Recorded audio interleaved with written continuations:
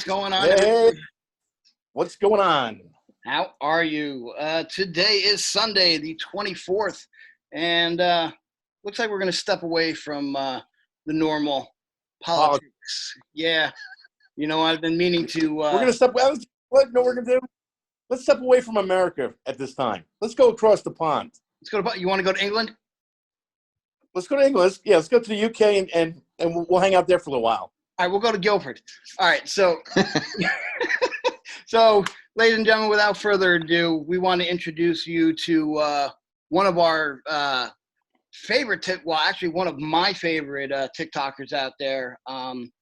It just happened to be a random meeting, caught this guy on TikTok, and we all seem to enjoy the same type of things, 80s, 90s, everything else, and we just kind of meshed and became friends from there. So everybody would like to welcome Paul Johnston Naylor to the show, who is also known on TikTok as Gooniedad. Paul, thank you for Welcome coming to on the the show. Thank you for having me. I appreciate it. And it's 7 p.m. in the evening for me. That's right, 7 p.m. It's only 2 p.m. here in the U.S., so you're actually in the future, my friend. I am in the future, funny enough. Very nice. We should have called you yesterday. You could have gave us a lottery number. Right? It's one of those things.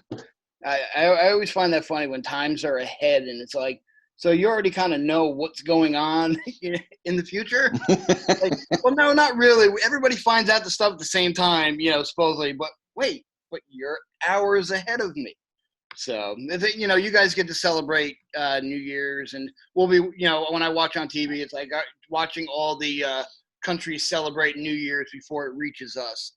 So it's always pretty interesting. But Paul, hey, tell us a little bit about yourself. What got you? We'll get into the whole TikTok thing, but just a little bit about yourself.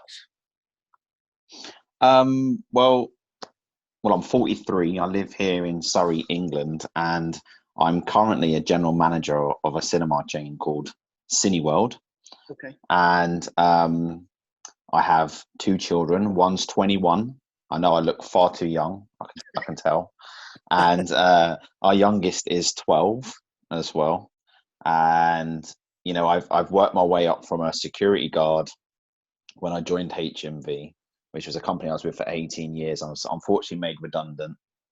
And then I worked my way up from security guard all the way up to the flagship store manager of the business, and had an amazing ride, amazing journey with meeting some incredible people. And it's a tough time, but I'm in a good place working for a company at the moment. And unfortunately, we're all going through this pandemic at the moment where cinemas are closed, but we will be back. And I know people want to see movies in the cinema, 100%. Don't care what anyone says, you can't beat going to the movie theaters. Now, over there, you guys are closed completely? Yeah, we're closed at the moment, completely. But the plan is to open at some point. Yeah, over here we're allowed, I think, only a certain amount of people. Obviously, I think you have to wear a mask while you're sitting down, and that's correct. Nobody wants to sit in a movie theater wearing a mask. So obviously, you see a lot of the movie theaters around here. They're dead. They're empty. No one's in them. Real quick, you said you were was it a store manager at HMV? What does HMV stand for? So HMV it stands for He's Masters. Got me now. He's Master's Voice. I almost forgot then after 18 years. He's Master's Voice, and it was actually bought out by a business called Sunrise Records, a guy called Doug Putman. And Sunrise Records is more known in Canada, and he saved the company. He took on 100 sites. Unfortunately, my one, which was in central London, just wasn't financially viable for that to continue. So unfortunately, myself and others had to go, but it was nothing personal. I understand that that's what it is. Unfortunately, that's retail and high street. So, but I'm glad to see that they're still fighting fit. That's where the love for movies and music comes from. HMV sells DVDs, Blu-rays, records, vinyls, T-shirts, pop vinyls, everything. They sell a lot. Now, from what I noticed from your Facebook, I see you with a lot of celebrities, in that. So was that like a hub for album releases or? Yeah, so with it being the flagship store of the company, we had our own events floor as well, and it was about 400 to 500 capacity floor, and we would get artists wanting to do their album releases, and we had more album releases than we would do anything to do with movie based. But we had Elton John, Kylie Minogue, Metallica, Oh, wow. Ed Sheeran, Sam Smith, Meatloaf. Some really big names, that all did sign-ins at those events. So I had noticed too. I saw that you had a picture with Snow Patrol. yes, Snow But Patrol. I gotta tell you, they what? I think they had a one-hit wonder, over here in the U.S. It's funny to hear, some of these names that we call, one-hit wonders, and they're over there rocking out album after album. I mean, I can't remember that. I mean, Sam Smith, obviously very popular still, but I don't remember the last time I heard Kylie Minogue. Wow. Ed Yeah. Sheeran, obviously, was still very, popular. But just, seeing the photos, it's like, wow, that was a big thing then. Now, like looking at our music going, wow, they were popular in the late 2000s, early 2000s around there, but you don't hear about them anymore. So No, she actually brought out a country album, and that's what that album release was for. She released a country version of tracks, and it was like, what is this? But it was actually all right. I'm not going to lie. Wow. It was quite good. Oh man, that's pretty That's awesome to hear though. It was really good. There was one opportunity that I had separately where we have a guy over here called John Bishop, who's a stand-up comic, and he's quite well known in Britain. He's from Liverpool, and he wanted to do a kind of publicity stunt. And the video's on YouTube, so if you typed in John Bishop and HMV, you'll find a video of him going in undercover as a member of staff, wearing the pink HMV shirt. He gets a wig put on with a ponytail and a fake beard, and pretended to be a member of staff trying to sell this DVD at the counter, which happens to be his. Okay. And he's going, you can take it for £1. 50p? 50p is like 50 cents, and they're like going, nah, it's all right, mate. And people going, is that Jim Carrey? It's like, no. And it's just a really good funny stunt for him to try and promote the fact that it was the stand-up comic. And sadly, that was the last event I actually did in the store. So for me, it's quite a good time capsule on YouTube that there's this event that I was involved in, because it was televised as well. It ended up being on a TV program as well, so that's pretty cool. Right. I recently saw something like that with, I don't know if it was Jimmy Kimmel or Jimmy Fallon. They, went out with the celebrity, actually, no makeup, no nothing. It was just walking around with a microphone going, hi, would you buy Ice-T's new record? And it's him, or something like that. And they're like, who is that?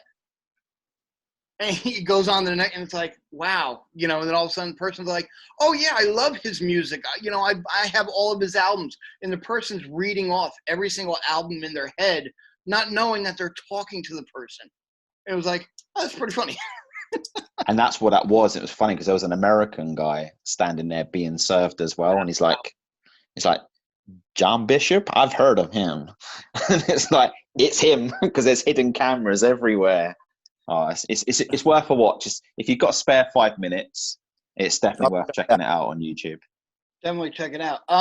So speaking of celebrity, yes, you seem to have at a period of time become a celebrity in the UK.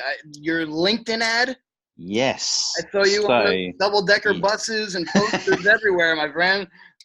Yes.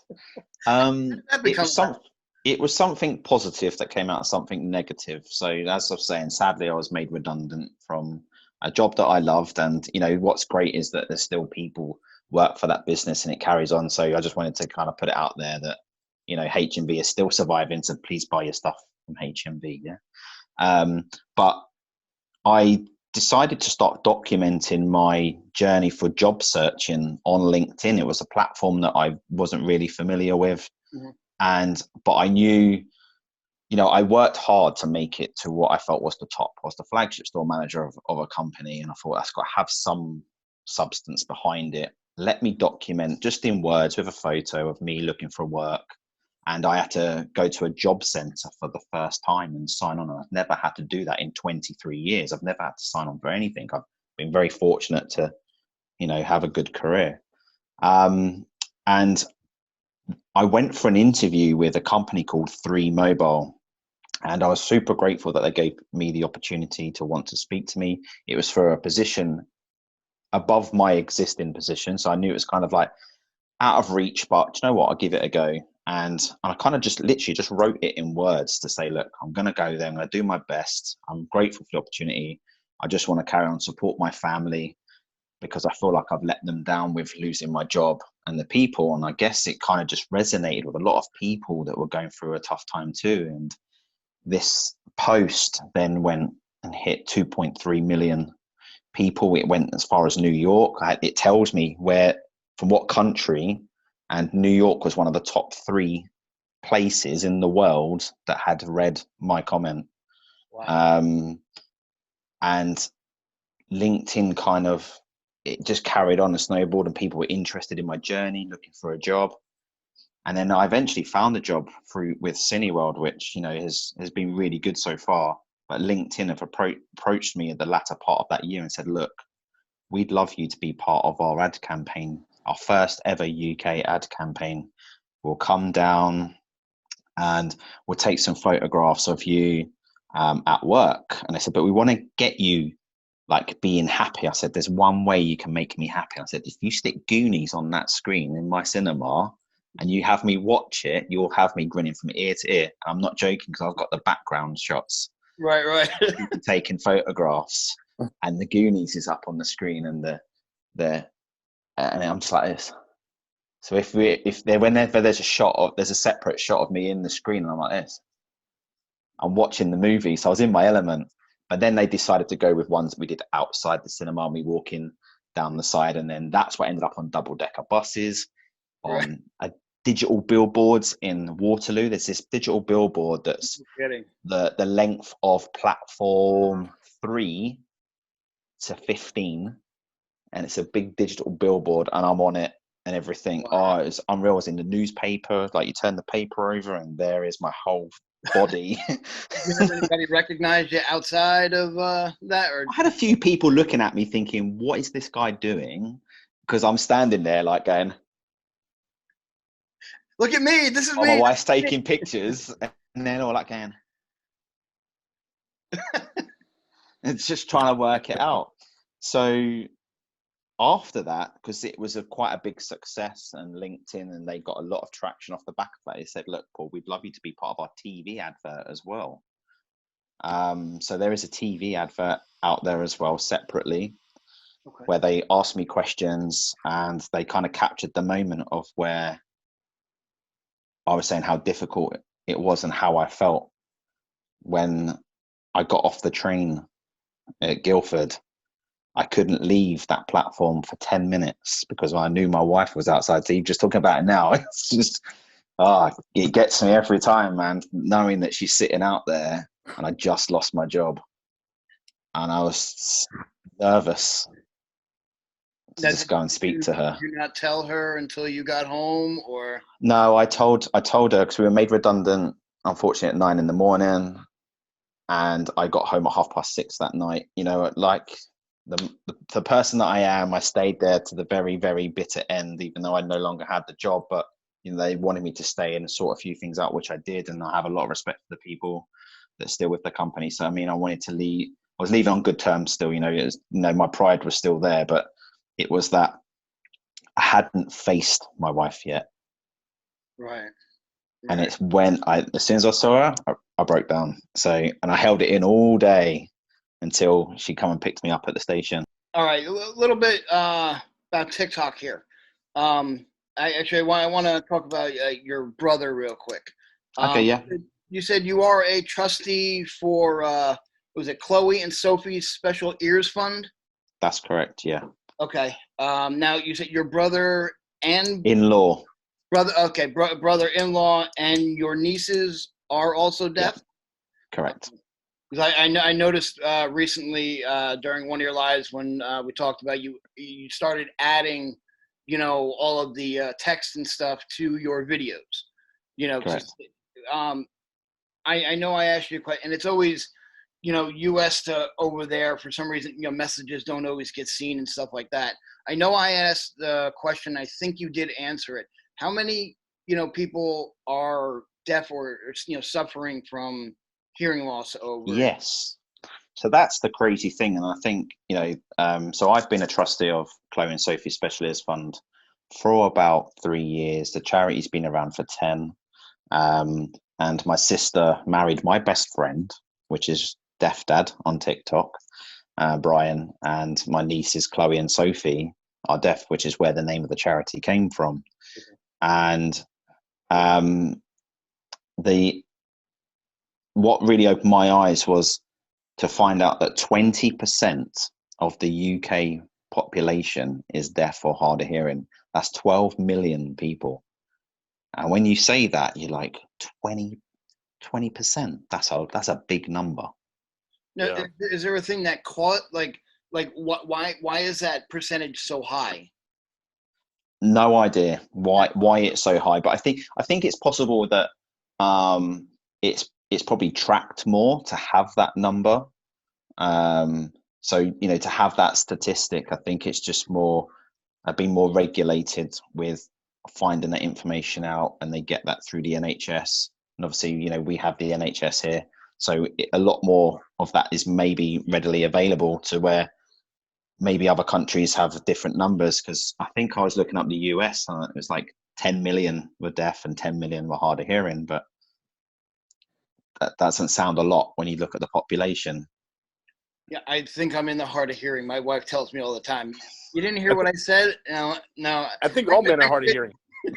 I think it's more like I just wasn't paying. That's selective hearing, isn't it? Yeah. Okay. All right. Selective hearing, hard of hearing. All right, whatever works. But I was checking out the website, and it's amazing, what you guys do. I know that you guys raise money. And all right, so what is the difference between normal sign language and British Sign Language? Okay, so first off, there's the first part. Normal is just not one of those words. Okay. Yes. Yeah. So you'll have ASL. No, don't apologize. And that's that thing of deaf awareness. It's that thing of, that's why when you see me talking, I'm quite an animated person. Mm-hmm. And I've become more animated as the years have gone on, just through, I don't know sign language, and it's something that I should learn. But you've got British Sign Language, and then you've got American Sign Language, which is why it's ASL and BSL. And a lot of the times they can be very similar, because it is just hand signals and gestures, and that's pretty much what sign language is. But you're always encouraged to still try and use the mouth as much as possible when signing. Now, I'm not an expert in signing, so I can't really give you the best definitive of it, but with different words, there's got to be different hand gestures for different words. So yeah, literally for everything, you've got finger spelling all the way up to words and sentences as well. You can pretty much almost have a sentence or 3 words together that could make a sentence through one motion. But so the way we can say it through sign language can mean something totally different. Could be someone almost the opposite. Yeah, like some words that we have, and we say something and be like, you can't say that over here, right? What did he just say to me? Is that legal? Yeah, exactly. So it has that. But the one thing that I found, and I don't know where I came across it for. I think it was like a documentary or program, but they had 12 people sat around a fire, and they were all able to communicate with each other in one way or another, but they were from 12 different countries around the world. And they didn't know that until they told each other that they're from this country, but they were able to communicate without speaking a single word through sign language. And that's like someone from Germany speaking to someone in Japan. And they were able to communicate in some way because words were similar. So they could have more of a string together conversation than maybe someone from Japan and Germany trying to string together a conversation in words. Well, that's the different thing that I know. Like at my job, we had a couple few years ago, a couple Spanish guys. You know, one was Puerto Rican, the other one was Dominican, the other one was Nicaraguan, the other one was Mexican. And when they talked to each other, since they had, you know, they had so many different dialects, it was weird. But they all seemed to jump when they knew when they were going to say a word that they knew that they weren't going to. They all jumped to English, so they all called it Spanglish. Yes. You know, so you know, I mean, is there something where you think that it should be a international where everything is kind of the same, right? Uniformed. Yeah, uniform instead of you guys having one, the U.S. having one, you know, and going from there. I mean, it's tough because obviously, you know, we get different, what's the word I'm looking for? Accents as well for where we are based here in the UK. You know, there's so many different accents. There's multiple different accents in America as well. And I think that's the bit where that's who you are, that's your identity. So, but I do believe very strongly that there should be more awareness and opportunity to learn sign language and have it more readily available to be one of the languages that should be taught in education, and it's not. So that's kind of where I kind of head towards of going, really, it should be something that every child should grow up learning as an option, because for here in England, it's French, Spanish, and German are the three languages to learn, not sign language. And I'm just like, well, why? Yeah, it's interesting what they teach in school nowadays. A lot of the, you know, normal, like they don't even teach, you know, the kids the home economics, where they would teach you how to make an egg omelet. You know, like they don't even teach you how to do that anymore. You know, they're teaching you so much stuff that's so off. You know, they should be teaching you daily. My wife and I were having this conversation last night, and it came down to, when was the last time you used trigonometry, or, you know, y over z, or, you know, something like that. You know, it comes down to all this, you know, different stuff, and they don't teach you life. No, things that they stopped teaching. Well, I'm sorry, what's that? I mean,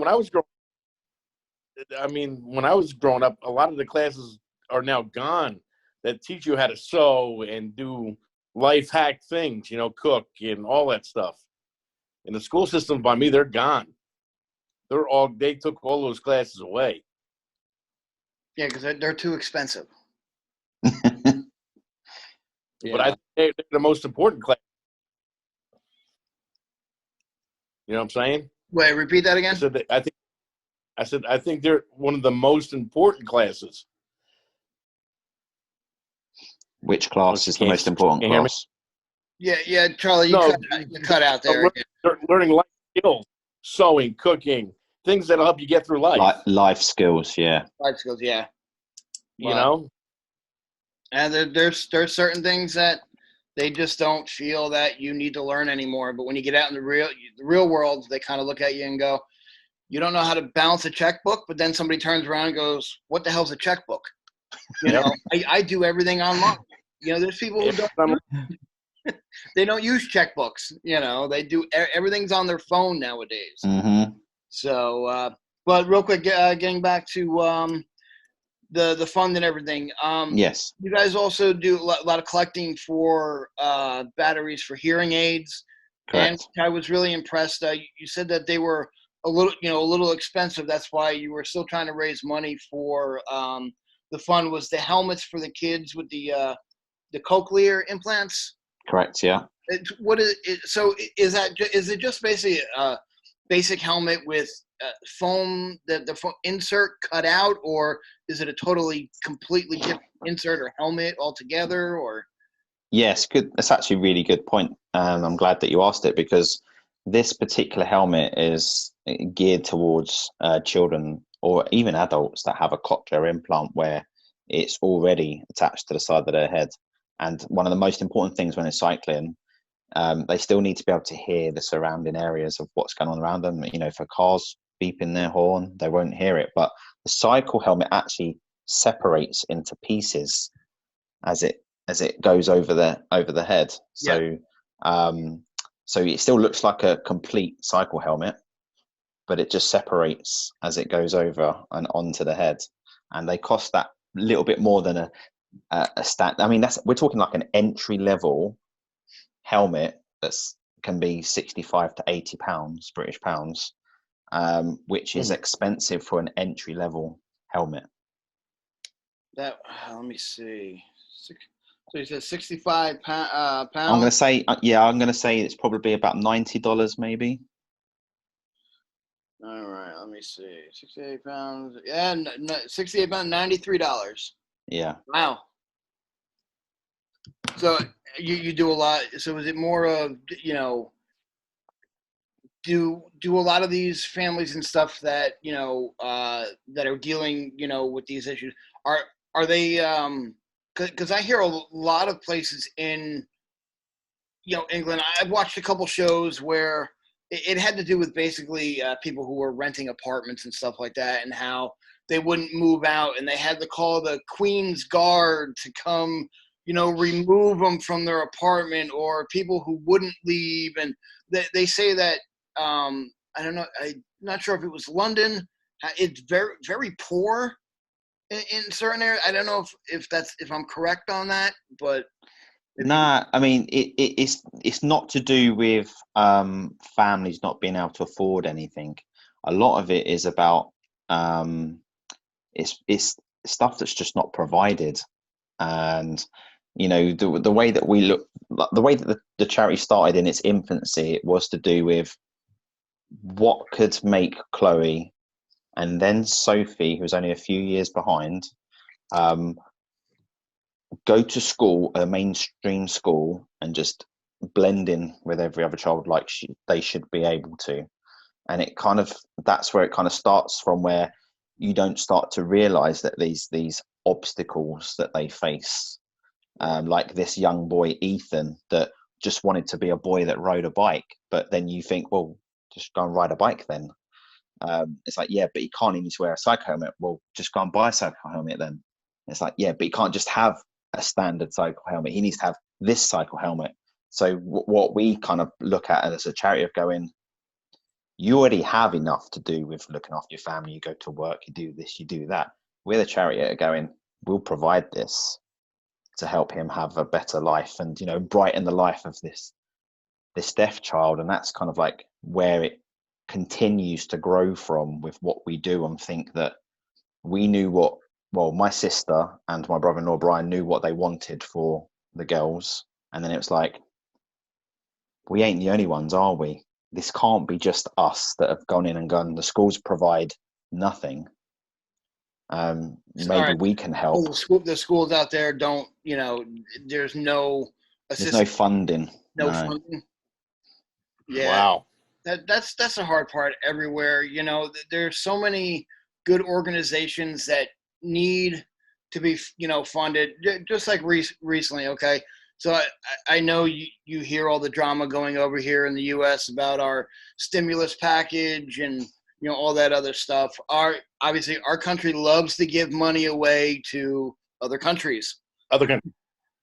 Big time other countries. It's just like, you know, here, we'll give you billions of dollars. You know, we're doing a stimulus package to help the people in the U.S. survive, because now there's about 10 million people that are jobless and are struggling big time, and unemployment is running out on everybody. And then you turn around and it's like, you know, all that money where they could have taken and put it into our schools and, you know, specialty groups or anything else that truly need it. But it just baffles me the way we do things here in the U.S. and how we don't help out our own people. No. I know that, like I said, they were talking about a stimulus package. Are you guys Yeah, are you getting any kind of help from the government? Yeah, not to topic off for that. in regards to like where I'm not working. Yeah, I heard just like, was it Canada and some of the other countries, they get like, a check every week. Every month. Or every month or something from the government. So with our government at the moment, I think what they're doing is, quite a good thing. If they've got what's called being furloughed, and I receive 80% of what my wage would be. We have that called unemployment, and we only got 20% of what we made. Yeah, so I'm getting 80, and I'm in a fortunate position to where I'm able to work temporarily part-time 2 days a week for my company as well. So I'm able to continue to support my family, but I know, and we all know, I think much later down the line, that our taxes will go up because we have to pay tax out of our wages every month anyway. So all of our pay is taxed. So even though I'm getting 8%, that's taxed as well. Yeah. So it's a good thing though, because we wouldn't be able to live in our own home and continue with. But just imagine being taxed on 20%. I mean, we were down to 4 days a week, at our job, and we had the one day where we were able to, claim unemployment for, the one day. Yeah. I myself, after the taxes, received a whopping $49. That didn't even come close to what I would make. Luckily we were, I still had a job, we were still working 4 days a week. So, but when it came to check time, that was 16 hours that's gone from your check. And then, when you claim your unemployment, so you figure $49 a week, times 4, that came out to, whopping $196. It still didn't equal out to what I made in a day. Yeah. So it's like our system to me, is a joke. But then it also comes down to, do you want everybody is talking about, socialist countries and, everything else. And they give you all this stuff. Like, I guess you can go to Canada if you have to go to the hospital and you really don't have to pay a bill. You barely pay anything, which is pretty amazing. But besides all that, let's away from the political. So real quick, I did notice too, with right now, to raise money for the organization. Are you an avid marathon runner? Because I see pictures of you galore with the number strapped to your chest. I can't tell if it's. I know they're different ones, but how many marathons have you done? And how much have you raised? For your organization. Wow, so it's a good question because I can never remember the answer. I've done London Marathon 3 times. Wow. I've done Brighton Marathon twice, and I struggled on both of them. How big are those? Are they like? It's 26. It's 26.2 miles. So it's the same as the New York Marathon and the Boston Marathon. Okay. Yeah, it's the full marathon. And then I've done one in Wales as well, and that was my best one that I ever did. But then I've done about 25 half marathons and probably about 60 10K races as well. So I tried to get the balance of the fact that I knew that I could do something, get a medal, feel like I've achieved something, and then raise money or awareness for a charity at the same time. And I'd probably say that it's maybe a 70-30 split, with 70% of those have been for Chloe and Sophie Specialist Fund and 30% have been for other charities where I've had the opportunity to raise money or awareness for them too. Nice. I got to ask, how are your knees? They absolutely kill me. Yeah. As I've got older, the knees definitely aren't what they used to be. And I feel it all the time. I had knee surgery in my right knee. It wasn't big. Everybody's like, it's a routine surgery. My meniscus was all torn in my knee, and it was getting stuck underneath my kneecap. So when I walked, you would just hear a huge pop going, and it's like, okay, I can't deal with that anymore. So I had that. I was out of work for maybe like 4 or 5 weeks, but it's still, when that weather changes and I walk, you can just hear that creaking, and it's like, I'm 42 years old and I shouldn't feel like this. I know exactly how you feel. It was the same when the London Marathon was an amazing marathon to do because of the crowds, and it kind of just sees you through it, and it's like probably one of the most famous marathons out there outside of like New York Marathon, which is still on my bucket list to do. I did register for it. Had my money ready to pay, but I didn't get through. So one day You'll do it, need and to then do we'll it. drinks afterwards. Well, that's why I'm kind of hoping things clear up, man. Definitely, you can somehow get out here, or I'm telling you, me and Charlie are trying to wait for this, our videos to, blow up a little, so the, monetary, money comes Yeah. in, so we can hop a plane and come over and see you guys. We want to do something, man. We can't be doing these YouTube channels around here, videos around here. We need to broaden our horizons. Yeah. One day I'll be out there in New York again, and I think it'll be one of my wife's maybe 9th time that we've been Really? to New York. Yeah. Wow. How's the flight? I mean, it's not an expensive flight, is it? Amazing. Oh, It's about a 7-8 hour flight. okay. And we've Not often too gone bad. with Virgin Atlantic, so we kind of we love the experience, and drinks are on tap the whole journey.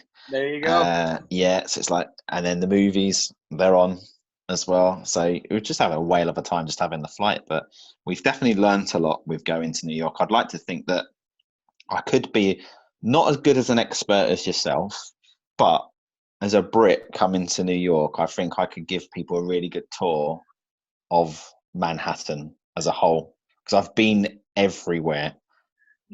As much as I've been to New York, like I'm literally, I can get in my car and drive there. I'm maybe 30, from here to my office is 30 minutes, and then probably another 15, 20, not about 45 minutes, from the city. I mean, on my way to work, I can, because we're a little bit, higher on the ground, I can see New York City, just almost the whole ride, to work. Yeah. So not far away, but now I can tell you, where a lot of the good, parts are, but New York City, the way it's constantly changing, there's just so many different weird and new spots, and Mm-hmm. everything else. But no, it's awesome that you've been here. I mean, I've never been abroad, which is something definitely on my bucket list. I've done growing up. My father was a long distance bus driver. Nice. So from when I was a little kid until I think maybe 12, 13 years old, the company kind of went under. My dad walked in one day and with a pink slip, and like the whole company was gone. I think the owner gambled it away, which was really bad. But yeah, we spent a lot of time traveling all over the U.S. So I've been through just about every province in Canada, every state in the U.S. I've been to Mexico, but besides that, nowhere else from there. It's like I just want to get on a plane, and I keep saying, oh, let's go to Italy, let's go to Europe. While I was folding my laundry today, I was watching National Lampoon's European Vacation, and my daughter's sitting there, and she's like, what is it? What is it? That's when Clark turned around and took, Rusty's beret and threw it on his head, and said, "Come on, Russ." Then they go to the, Eiffel Tower. You got a kick out of when Clark throws Rusty's, beret off, and the dog jumps and dives off after it. I'm like, all right, I got to go to I got to go over there. You have to come over. Got to do something different. So something that just sparked something for me when you said, what was that? Brilliant. Amazing. Sorry, amazing. Yes. I apologize about that. That brings me into TikTok. Yes. That's so obviously I can see your shirt, you're a big Goonies fan, and that's kind of how I got into liking you. Like I said, I mean, you popped up on my For You. You know, the video that popped up on my page was the one that I had noticed that got really big for you, and you started doing tons of them where it's, if I walk through this door right here, I come out as a woman on the other side, or I come out as this, or I come out, and it's like you did multiple, and to me those went. I can't even imagine how many views or likes you got on that. But that tournament, and I was sitting there, you're wearing a Goonie shirt. I'm like, okay, I already follow one guy that's his tag was Goonies Never Say Die. Yeah. But he never did anything like Goonies related, never like talk. It was just a name. So I'm like, oh, okay. And I'm like, Goonies dad. Let me check out his content. And I'm telling you, I fell in love with your stuff from there. It's amazing. Before we came on, I double checked. You're at 39.3 thousand followers. Ooh, gone up. Oh, you and it was obviously it's not going to give you every single one, but you're over 1 million likes. Over 1 million likes.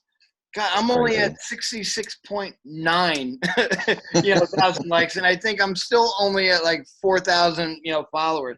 How did you get to where you are? Do you think it was those earlier videos that you did, or is it just in the post, what type of videos to do? Because I'm telling you, I stole one of your videos today. Honey, sign me up for the gym. Alexa signed me up for the gym, and it was I added gin to your grocery list. Shopping, yeah. But it's amazing the videos that you come up with and the ideas that you have. Is it just from sitting around the house or not working, or just being bored going, crap, I got to figure out something to do? Well, early on, it was definitely bored and trying to figure something out. And my oldest daughter was also off for the same time as me in the first lockdown that we had in the UK. And TikTok was like that escape to do. And Gooniedad didn't even exist. It was TikTok Dad 77. Okay. And it's like, who's he? And I ended up doing that, like, because it was reality was my wife goes to work all day because she's a key worker, and I hadn't completed all of my housework yet. So it was a case of running around the house as fast as I can to do the housework. So we ended up doing a comedy sketch on that using Benny Hill theme. Okay. And it kind of went from there. And that was my first kind of viral video. And that's the first time I've ever done something on my own, right, and not copied anybody else. And it's like, oh, I got more views and likes for doing something of my own than I did copying someone else. Yeah, following what was trending at the time. Correct. And then I did the it's weird because I can still remember now where you said about, if I go through this door here,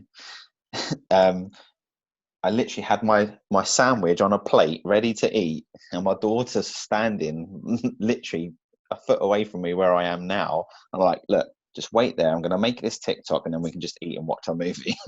And it's like, stand there.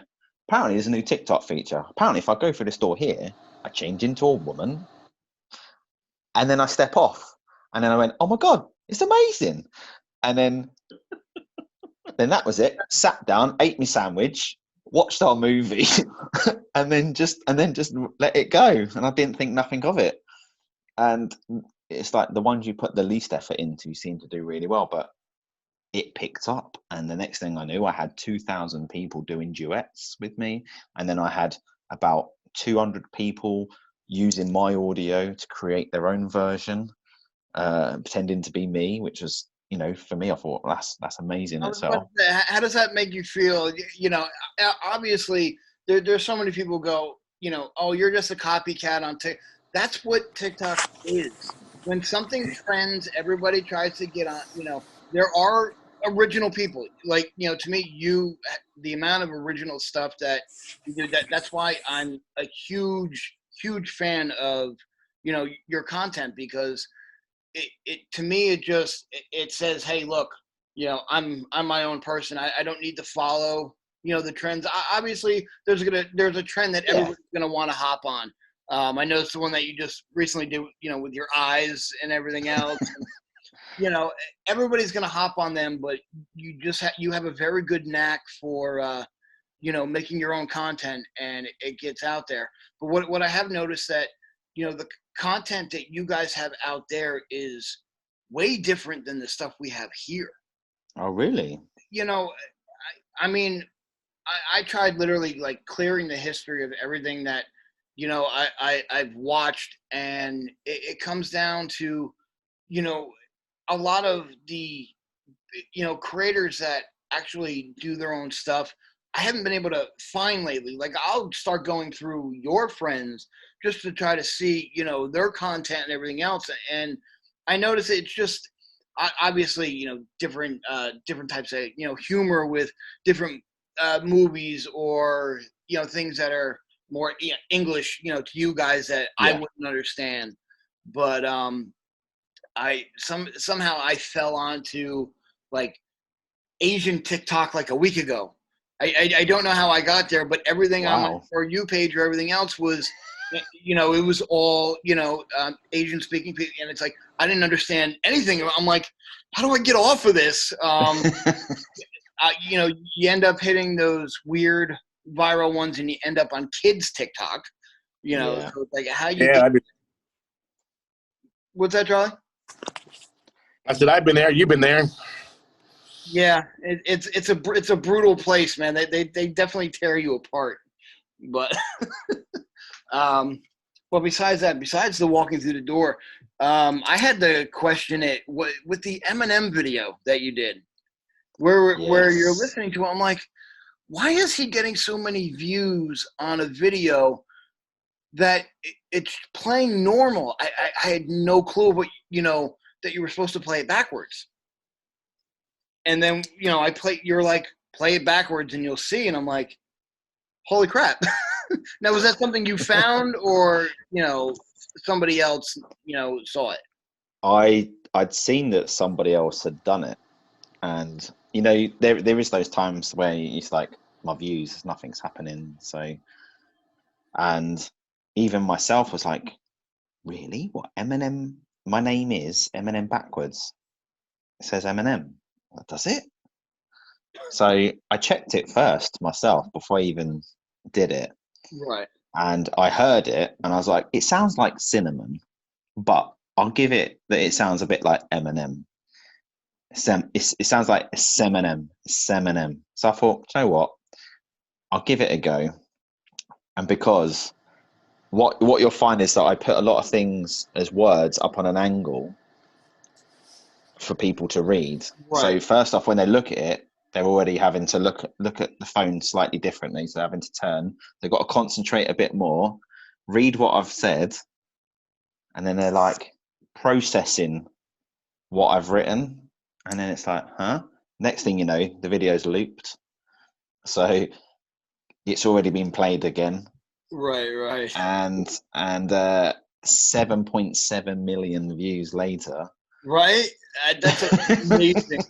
I mean, I'm just flipping through some of your videos right now, and even the one that you did with the Nokia, cell phone, is 38.4 thousand people have seen it, and you got about 1,200, likes on it. That's the thing that drives me nuts. You had 38.4 thousand people on it, 38.4, and only 1,000 people liked it. I know. Like, crazy, isn't it? It just doesn't make sense.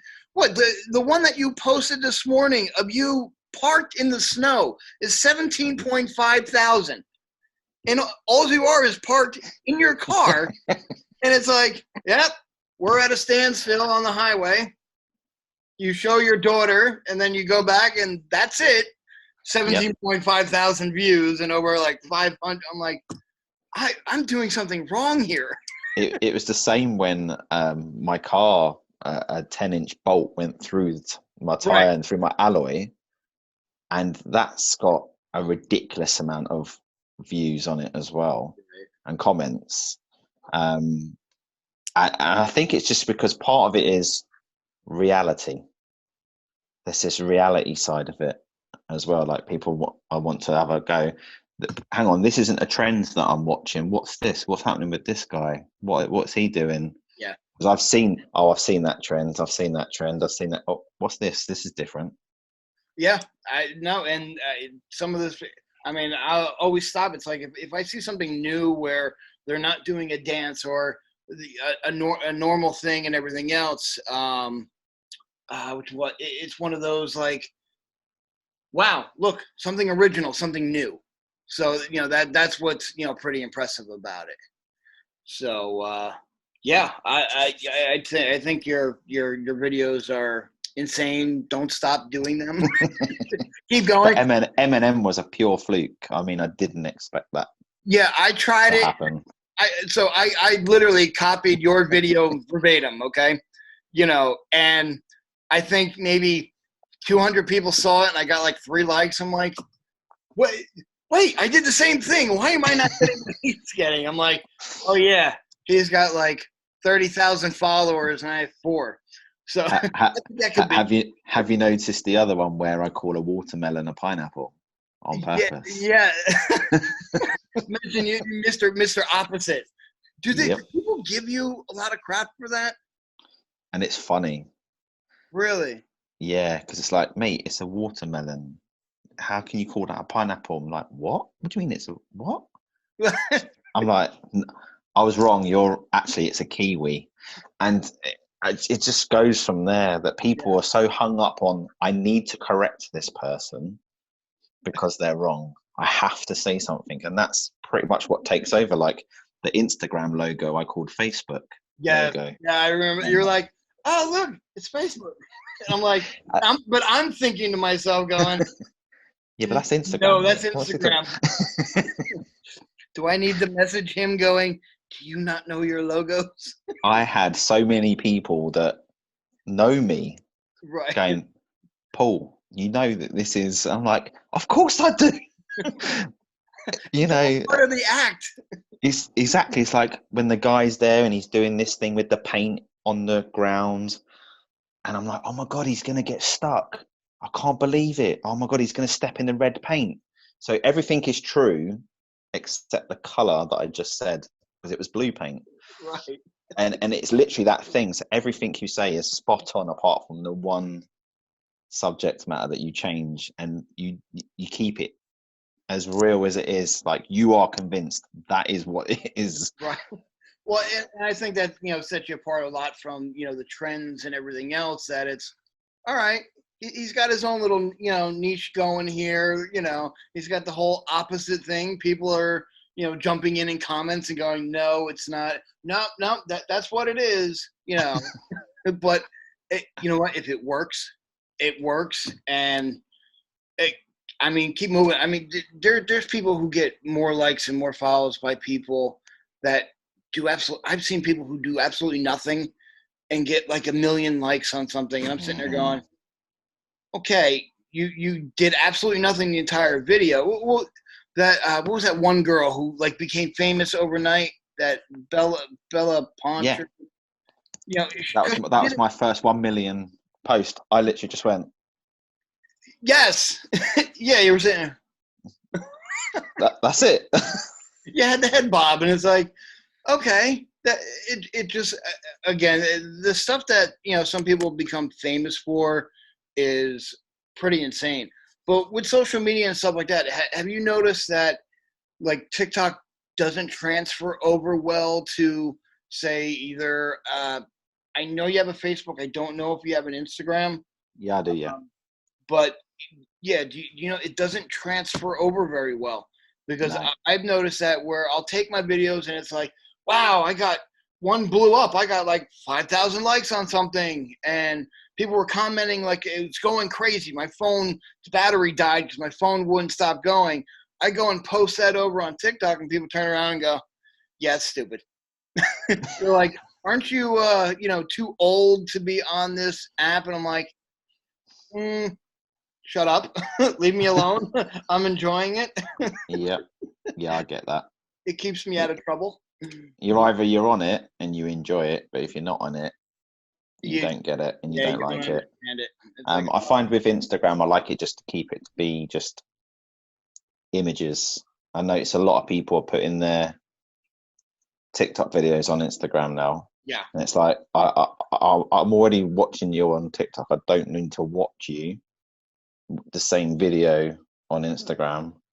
Yeah, there's certain things like that. I keep my Facebook, for I post a lot of my collectibles, my family. Exactly, and Yeah, that's what I like. The diehard, I've thrown the person of real is who I Yes. see as well through Facebook, and that's where I tag you and going, I've just seen this Back to the Future thing. Oh, I've just seen this Ghostbuster thing, and right, where's DJ Darren? There he is. Just tag. and that was another thing. Like even like with my name, people are like DJ Darren. You don't do anything DJ related. I'm like, I use that tag because I own my own entertainment company. Yeah. So obviously right now with the pandemic, it's at a standstill because we're not allowed to have large, events or parties and stuff like that. But we do what we can. So just keeping things so I'm tagged properly on, my Facebook or Instagram or any other things. I got to get back to it. I've been kind of lazy for a while, but I have a Mixcloud where I put, my mixes on there. So it's just easier for you to tag in, one spot with the same name. And I came through. I'm like, I do some lives every once in a while where I'll mix or I'll put, some videos on here and there. But it's a name. I've noticed a lot of people have changed names lately. Mm-hmm. People that I've started to follow in the beginning are not the same name. And it's like, do I know? Oh, okay. It took me a second to see who they were. But I've seen a few of that. But to be fair, I find you quite easily, if I start DJ, I know that I'm immediately getting you. Awesome. With other Darrens that might appear. Right. As well, I know straight away because then your logo also appears straight away. So it's like, bang.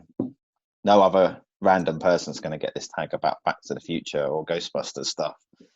And I got to tell you, man, the amount of stuff that they're coming out with lately is absolutely insane, which kind of leads me into this segue here, just real quick, if you don't mind, we had mentioned some stuff about, before we started, your collection, what was it really that got you into that movie? Like, what was it that did you just turn it on one day, watch it, and go, holy crap, this is my movie? Or you kind of had to see it a couple times, or was it that one time that really? I think it was that one time. I was 8, and it came out in November in the UK in 1985. So we were about 6 months later than the release in the US. US date I have locked in June the 7th, 1985. UK, it's November. That's all I know. So I need to get that date locked down to remember. But I can remember seeing it. It was the first movie I saw as a kid, and I was just mesmerized by these kids going on an adventure and hanging out with their friends, and it's just one of that movie that I could always go back to and enjoy it again and again and again. And I think it wasn't until maybe my late 30s and when I hit 40 that my overall love of the movie came out even more, because it was always like, what's your favorite movie? It's the Goonies, but that's as far as the extension of it went. I never collected anything.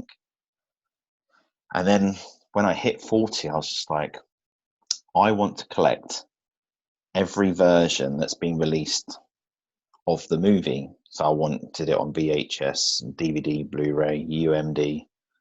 And it kind of just snowballed from there.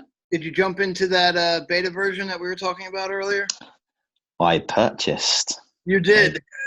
The Betamax version, and I got it for £15, which I've been told is an absolute score, and it's the US Betamax. No kidding. Version. Yes.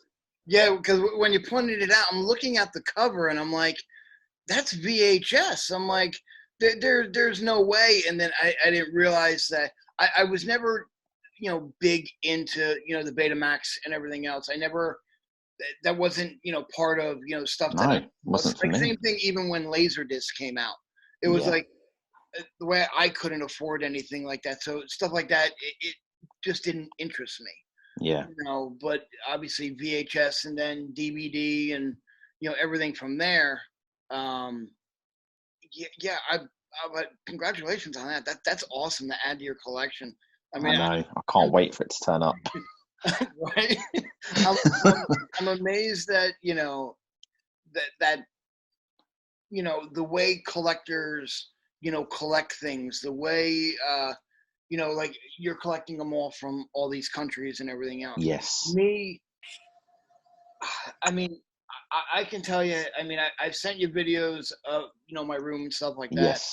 I lived in an apartment all my life. So the only thing that I really collected at that time, you know, I've been a fireman for 24 years. So I Yeah. collected a lot of fire department stuff, more or less, you know, statues and, you know, stuff that hung on the wall, fire department related stuff. So I didn't have much room for things. I had like two little spots in my living room in my, you know, apartment that, you know, my wife was okay having, you know, there Yeah. with all her stuff.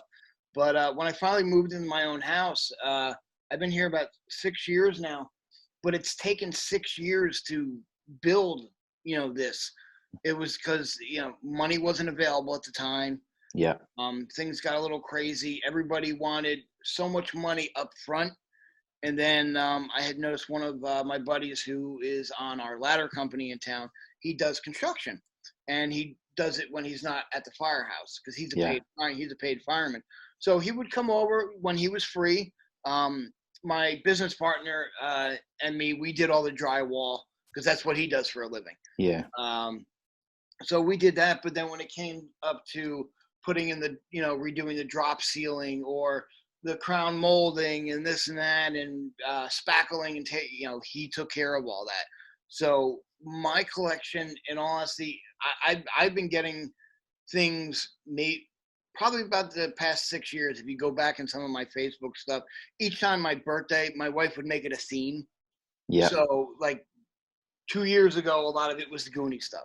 Then the year after that was more Ghostbuster stuff, and the year, you know, after that, so then it was Back to the Future stuff. And so each holiday kind of became, you know, a different theme. That's great. So it just kind of picked up from there. And now my wife says I have a problem.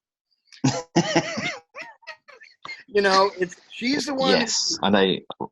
My wife bought me probably 75% of the stuff down here and brought me to all of this. And now that I start seeing something and I buy it, I'm the one with the problem. But it's true. It, so.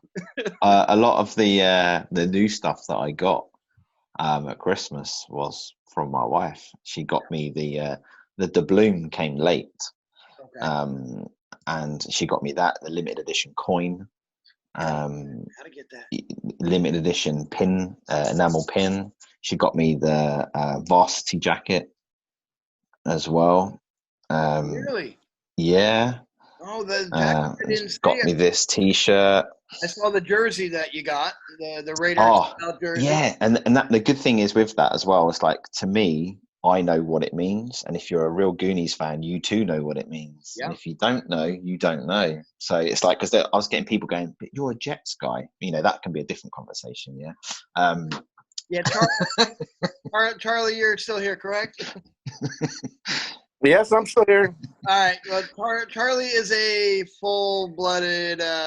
He bleeds blue. The Giants fan.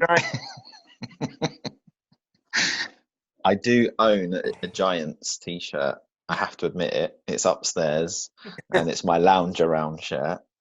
But I try not to confuse it when people are like, "But you wear a Jets shirt, Paul." And I'm like, "I know."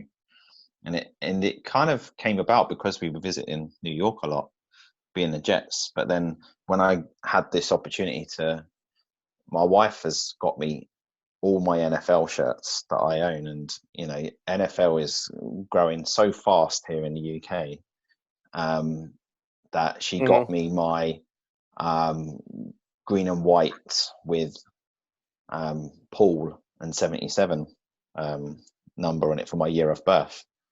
So then it's like, I want a Raiders shirt with Goonies an 85 on it.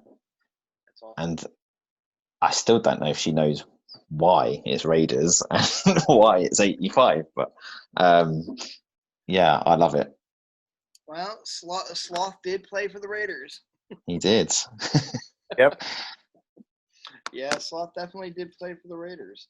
And I'm probably the only guy in the UK that supports the Jets. So, someone's got to do it. Yeah. Well, somebody's got to support some team here and there, even though, you got losers. And, I mean, you got to figure how long people supported the Chicago Cubs. Yeah. And then they finally, a year after Back to the Future said that they were going to win, a year after they win the World Series against. That is crazy. It was against what, the Florida Marlins or something like that. But in Back to the Future, they were up against the Florida Gators. So, no, I'm sorry. It was a Florida team. I'm not sure who it was, but it's just funny how that all, worked out. Yeah. But, yeah, are you looking to expand any more, just besides movies? I know that there's different, book versions. There's different. There's so many different props. I mean, like, you can see behind me, I decided to create my own. Yes. It got the I love the sloth thing that you've done. Thank you. Yeah, I got the piece of the Goonies house that a buddy of mine had given me. Mama Fratelli picture behind. Wow. The map. I got all the reaction figures and.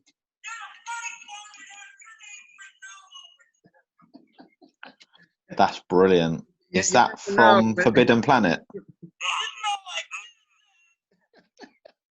Is that Forbidden Planet? Is that from? See, Mikey? And I can't say. So pretty impressive collections on both ends. That's why, like I said, that's why I really got, into, your stuff and, you personally. I know this has kind of just been through TikTok and like text messages and stuff like that, but I would definitely, I can call you a friend over this. Absolutely. I'm really, glad that, you decided to come on. Like I said, we still say it all the time that we're fairly new. I mean, we're almost, you should be, this is our 40th episode then, Charlie? Or 39? 39. 39. Okay. Well, we can do another one. We can save him for, number 40 or whatever we decide. But yeah, I love it. I think it's great. And in it, like you said, that it's common interests. I think that's what it was, that where we kind of connected with the Goonies and movies and stuff like that. And, I'm looking behind you and I can see the Back to the Future Nike boots as well. Oh. And I saw a pair in Flight Club, which is in New York. I saw that picture. For me, it's like I thought I'd never see that. I watched your two's podcast recently where you went to is it Ladder 8, the fire station for Ghostbusters. I was there too, and it's just like, movies is a big part of my world, and that's why the name kind of changed to being Gooniedad. I try and wear Goonie stuff in the videos. I try and talk about it as often as possible, but then I love the collecting, and just getting to talk to you and see your collection as well has made me go, well, maybe I could expand into my top 3 movies, because Big Trouble in Little China is my second favorite movie. Good. And all I've got outside of the Steelbook, the Blu-ray and the DVD is a comic. That's it. That's all I've got. And then Back to the Future, I've got the trilogy box set on Blu-ray, but then I've now got 2 Pops and a Playmobil set as well. And it's like, okay, maybe I'll start dabbling into some other categories as well. Well, that's why I noticed when you were talking about your Josh Baskin set. Mm-hmm. You had mentioned that one that, not saying it was elusive. I mean, you probably could have gotten it on the internet, but it's over here, it was a Target exclusive. Yeah. And I looked at that. I'm like, it took a while to send. God, sending stuff over there is expensive. It's my horrible. God. It's horrible. I'm amazed how quick it got to you. Yeah. It was only maybe about a week. Yeah. Which wasn't bad at all. But it's just amazing. But I'm glad that you got it. Glad that you got to add it to your collection. Yeah. And it's definitely making me think I want to get more of, because I'm kind of focusing with the pop vinyls that my wife actually has more than I do, which is Really? is crazy. Yeah. What is she? And she's collecting like her favorite 80s movies and TV series as well, because her movies are Ghost, Pretty Woman, Dirty Dancing, the obvious. Yeah. But then her in her top 5 is the Goonies, which I only found out like last year, which I couldn't believe, and Karate Kid. So it's like, okay. And obviously we've watched Cobra Kai and absolutely loved it. Mm-hmm. Can't wait for season 4 now. Sorry, spoiler alert. So oh my God, you've got them as well. That's incredible. I ended up getting the license plates, and here's my little yeah, see, I want to get her those 2 pops as well. Yeah, I mean, again, I know the good. Oh yeah, see, did you see that at Christmas I had my moose mug? Yes. That I was drinking out of as well, but I had my Gremlins pajamas on, so I'm very much like that 80s kid as well. Anything I can get, because I had my National Lampoon Christmas pajamas as well, with my socks that we picked those up in New Jersey when we went over there for the day. Wow.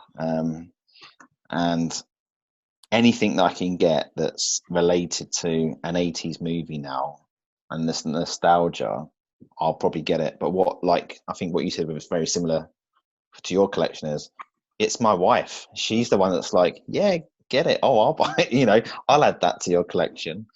You paid how much for that? I'll be honest. I did check with the wife before I got the Betamax. I was like, "Is it cool if I get this? Because this is a deal. Yeah. It's worth this much." But it's like, are you ever going to sell it? No. But it is worth this much, so I'm gonna I put in an offer. So I couldn't believe that I got it for such a good score. Well, you said you got it for £15? Correct. That's not bad. It's only $20 here. I would have bought a couple of them. Jeez. I should have hopped on that. I know. I was like, this can't be right. Does this person know what they're selling? Right. Some people don't, and you get some really great things. But yeah, man. Besides all that, I know Charlie's had some things going on, on the back. This is more or less my interview, with you. But no, again, I truly want to thank you for coming on. I really, really appreciate it. It's been amazing talking to you and finding out, a lot more, about you, about who you are, you're there for.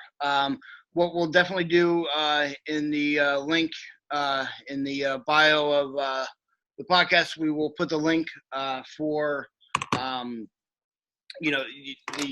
sorry, your fund, the Chloe and Sophie's Specialist fund. Yeah. We'll definitely put that in there. But besides that, man, again, we're gonna end this here. But that's cool, man. Appreciate you very much. Thank you very much for coming on. And Charlie, getting ready to get out of here? Yep, let's get out of here. Get right. we going. And mine would be get ready to go to bed. Well, it's lunchtime for us. Well, very good. Thank you, Paul. We appreciate it. Thank you for coming on. No problem. And, I appreciate it. We'll talk to you soon.